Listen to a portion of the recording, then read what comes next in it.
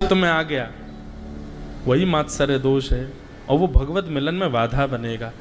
भागवत का अधिकारी कौन है? निर्मत्सराणाम सताम, जो मात्सर्य दोष से रहित है, जिसके चित्त में मात्सर्य दोष नहीं है।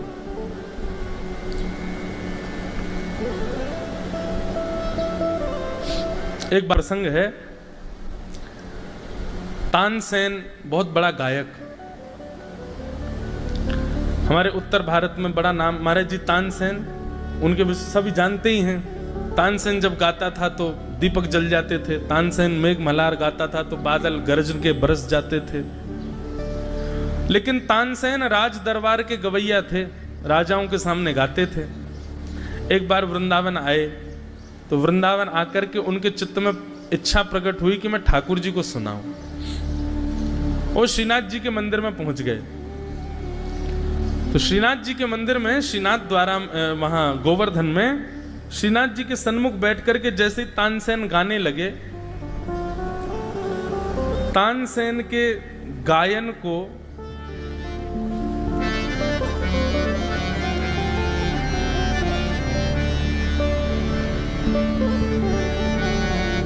सुनकर के स्थिति ये हुई कि भीतर खड़े ठाकुर जी, ऐसे श्रीनाथ जी खड़े, और जैसी तानसेन ने गाना प्रारंभ किया, महाराज बड़ा हल्ला हो गया गोवर्धन में, तानसेन आया, तानसेन आया, भीड़ लग गई मंदिर में। बोले भैया ये गावे तो बादल गरज जाएं, जे गावे तो दीपक जल जाएं, बहुत बड़ो गवैया आयो आज श्री जी बाबा के चरणन में गावे। तानसेन ने जैसे ही गाना प्रारंभ किया तो उसका गायन प्रारंभ होते ही पीछे खड़े जितने भी दर्शक थे वे सब तो वाह वाह करने लगे, परंतु ठाकुर जी की सेवा में बैठे हुए गुसाई श्री विठलनाथ जी ने तानसेन की गायकी के समय ठाकुर जी को जब देखा तो महाराज जी वर्णन आता है कि तानसेन जब गा रहा था तो भीतर खड़े ठाकुर जी ऐसे खड़े थे और खड़े खड़े ठाकुर जी को झोंके आ रहे थे। ठाकुर जी आलस्य के कारण इतने ज्यादा ऊब गए उसके गायन से कि ठाकुर जी को नींद आ रही थी, ठाकुर जी रीझ नहीं रहे थे। गुसाई जी ने यह दृश्य देख लिया और जैसे ही तानसेन ने अपना गायन पूरा किया, महाराज हल्ला होने लगा, सब लोग कहने लगे वाह वाह, ऐसी गायकी तो कभी सुनी नहीं महाराज, क्या गाया तानसेन ने, आनंद करा दिया। गुसाई जी भीतर गए और भीतर जाकर के अब कुछ भेंट देनी है उसको, तो भेंट देने के लिए भीतर गए। भीतर जाकर के अंदर से एक सुंदर बड़ा महंगा वाला वस्त्र उसमें भीतर कुछ रख करके लाए और तानसेन को दे दिया। लो, तानसेन ने बड़ा बहुमूल्य वस्त्र देखा, महाराज बड़ा चिकना वस्त्र, बड़ा महंगा वस्त्र था वो, और उस वस्त्र के अंदर कुछ कठोर सा रखा था। तानसेन ने कहा, बोले महाराज इतने राज दरबारों में मैंने गाया, इतना महंगा वस्त्र मैंने अपने जीवन में पहली बार देखा है। अब वस्त्र इतना महंगा है तो अंदर वस्तु तो पता नहीं कितनी महंगी होगी। जैसे तानसेन ने खोल करके देखा तो फूटी कौड़ी थी भीतर। तानसेन अचंभित होकर गुसाई जी की ओर देखने लगा, बस देखा, कुछ कहा नहीं। गुसाई जी बोले, तानसेन तुम राज दरबार के गायक हो ना, तो राजाओं को रिझाने के लिए और संसार को रिझाने के लिए तुम्हारी गायकी इस कपड़े के भांति है, बहुत बहुमूल्य है। संसार तो बहुत रीझेगा तुमसे, राजा महाराजा ये सब तो तुम्हारी वाहवाही करेंगे, रिजवार करेंगे तुम्हारी, लेकिन बाहर का कपड़ा बहुमूल्य है और भीतर फूटी कौड़ी है। इसका मतलब तुम्हारी बाहर की गायकी बाहर का लोक रंजन कर सकती है, पर चित्त से नहीं गाते हो, इसलिए तुम्हारी गायकी से ठाकुर जी परमात्मा कभी नहीं रिझ सकता, इसलिए तुम्हारी गायकी भीतर से फूटी कौड़ी के समान है।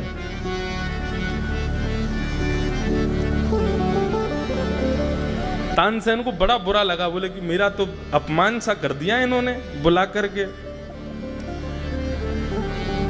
तभी तानसेन तो बैठ गया, बोले प्रसाद पाके जाना। वहीं पर पीछे घूम रहे थे श्री गोविंद दास जी, बेचारे कभी किसी को बैठाने के लिए अपने अपने पटके से जमीन साफ कर दें, कोई जल मांगे तो उसको जल ला करके देवें, कोई कुछ कहे तो उसकी तुरंत, मतलब सेवकों की तरह घूम रहे थे श्री गोविंद दास जी। गुसाई जी ने कहा, ए गोविंदा इधर आओ। गोविंदा आए, बोले जी जी भगवान आचार्य प्रवर आज्ञा करें। बोले बैठो, ठाकुर जी को पद सुनाओ। बोले अभी? बोले हाँ अभी सुनाओ। अब तानसेन ऐसे देखने लगा, बोले ये मेरे सामने क्या गाएगा। लेकिन गोविंद दास जी ने जैसे ही गाना प्रारंभ किया, कुम्भन दास जी का एक पद गाया,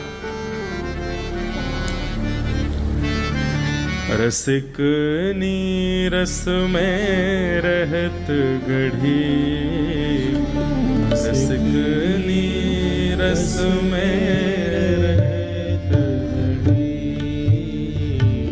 रसिक नीरस में रहत गढ़ी, रसिक नीरस में रहत गढ़ी, रसिक नीरस में रहत गढ़ी, रसिक नीरस में रहत गढ़ी। महाराज जी शब्द बहुत सुंदर हैं, ये ब्रज के रसिकों के हैं। कनक बेली वृषभानु नंदनी, कनक बेली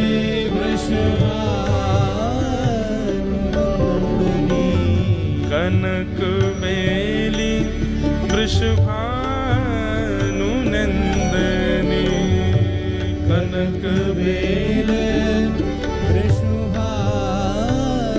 नंदनी, श्याम तमाल चढ़ी, रसिकनी श्याम तमाल चढ़ी, रसिकनी रस में रहत गढ़ी, रसिकनी रस में रहत। जिनको ये अंतरंग रस का भाव है, इसलिए केवल जरा सा स्पर्श करूंगा भाव को।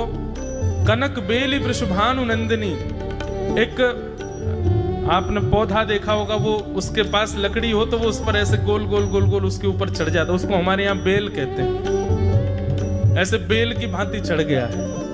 कनक बेली वृषभानु नंदिनी, कनक बेली मतलब कंचन जैसी, वृषभानु नंदिनी श्याम तमाल चढ़ी। ठाकुर जी का रंग कैसा है? तमाल, कृष्ण वर्णम, तमाल वर्णम, ये ठाकुर जी का वर्ण है। कनक बेली वृषभानु नंदिनी श्याम तमाल चढ़ी, रसिकनी रस में रहत गढ़ी, रसिकनी रस में रहत गढ़ी, बेहरत श्री गिरधरन लाल संग, बेहरत श्री गिरधरन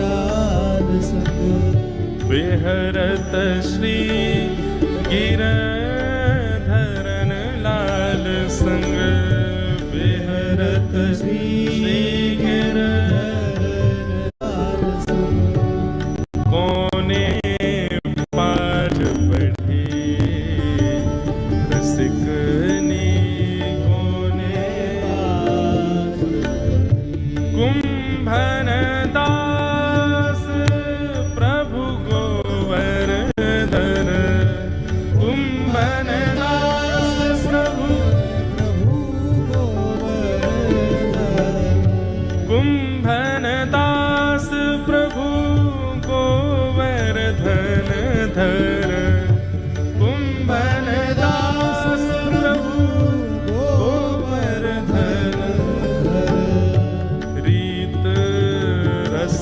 केलु बढ़ी, रसिकनी रति रस केलु बढ़ी, रसिकनी रस में रहत गढ़ी, कनक बेली वृषभानु नंदिनी, कनक बेली वृषभानु नंदिनी, कनक बेली वृषभानु नंदिनी,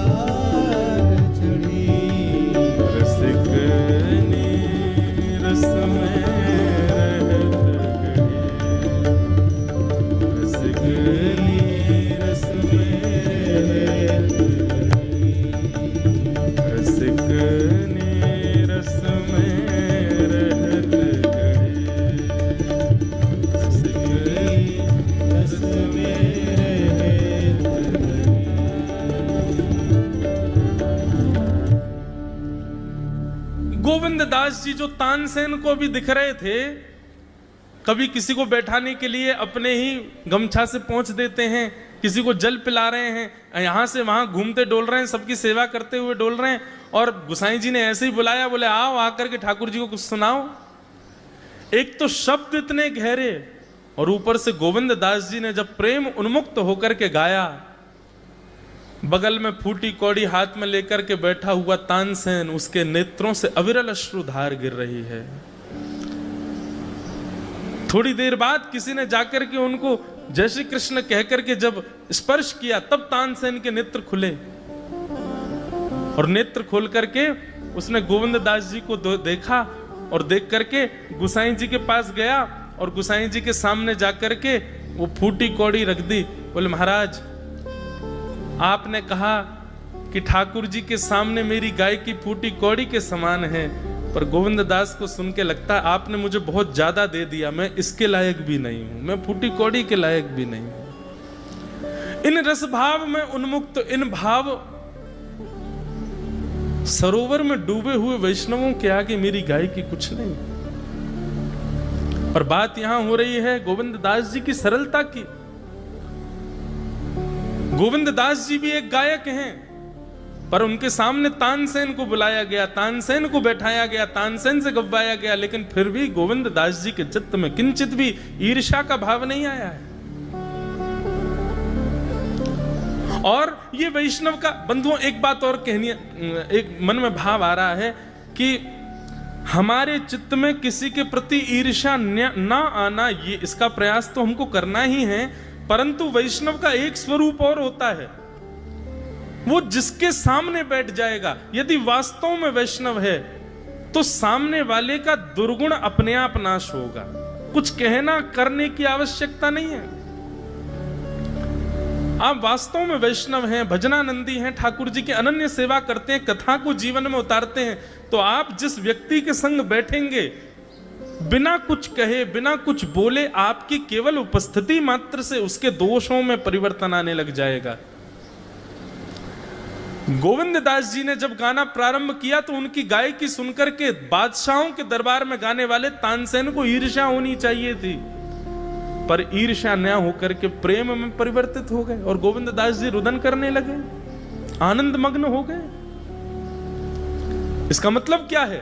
श्री गोविंद दास जी के चित्त में ईर्ष्या नहीं है, इसलिए उनकी गायकी से निकले हुए स्वर जब तानसेन के चित्त में गए, उसके चित्त में भी ईर्ष्या का प्रादुर्भाव होने नहीं दिया। यही भागवत का अधिकारी का स्वरूप है, निर्मत्सराणाम सताम, मात्सर्य दोष से जो रहित है। मात्सर्य दोष यदि चित्त में है, कहीं ना कहीं किसी के प्रति ईर्ष्या, किसी की उपलब्धियों से आप परेशान हैं, ठाकुर जी से बहुत दूर हो अभी आप। तीसरी बात, वैद्यम वास्तवमत्र वस्तु शिवदम। श्रीमद् भागवत केवल और केवल आपको एक वस्तु प्रदान करेगी। कौन सी वस्तु? अस्ति स्वस्तरुणी कराग्र विगलत कल्प प्रसूना प्लुतम वस्तु प्रस्तुत वेणुनादल हरि निर्वाण निर्व्याकुलम।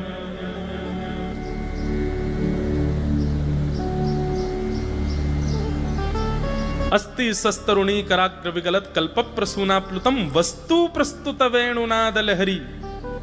वो हरि जो वेणु का नाद करते हैं, केवल उनको आपका बनाने की सामर्थ्य श्रीमद् भागवत में है।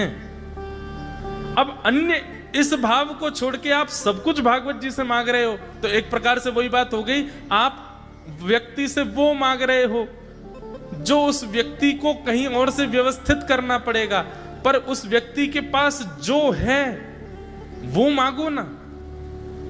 श्रीमद् भागवत जी से आप यदि कथा करा करके, कथा सुनकर के यदि धन धान्य वैभव ऐश्वर्य आदि ये सब मांग रहे हैं, तो भागवत जी देंगी, पर व्यवस्था करवा के देंगी। लेकिन भागवत जी के सन्मुख जो प्रस्तुत है, वो प्रस्तुत वस्तु केवल एक है, वेणु का नाद करने वाले श्याम सुंदर। यदि चाहिए तो ले लो। आहा,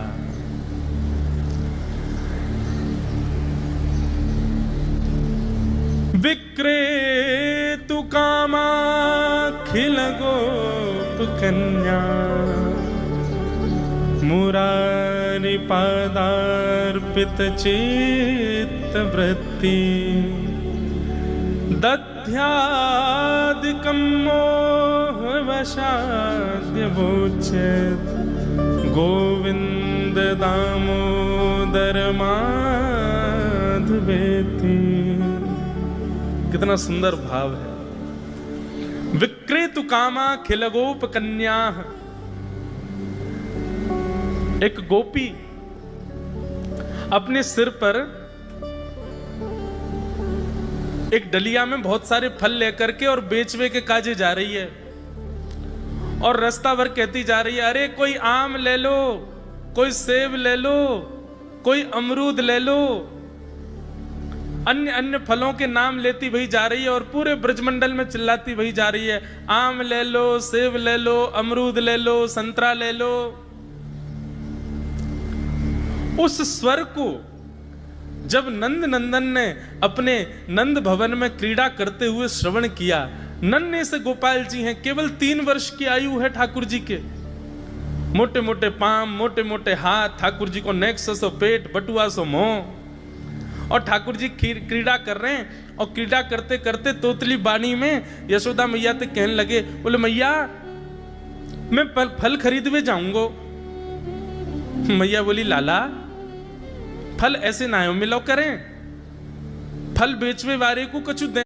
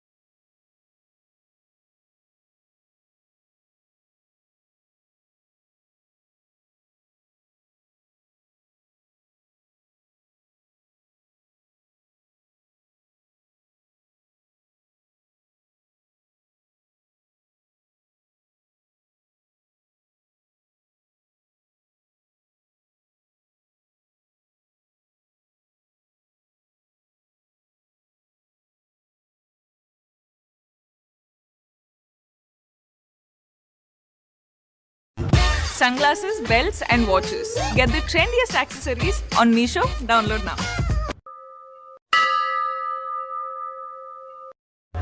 जब भी कोई दुख जीवन में आवे, कोई पीड़ा जीवन में आवे, किसी भी प्रकार का संकट जीवन में आवे, एकांत में बैठ करके इस भाव को गा देना, आपके सब दुख दूर हो जाएंगे। बहुत सुंदर भाव है। हो ब्रज के नंद लाला, राधा जी के सांवरिया, सब दुख दूर हुए जब तेरा नाम लिया। ओ ब्रज के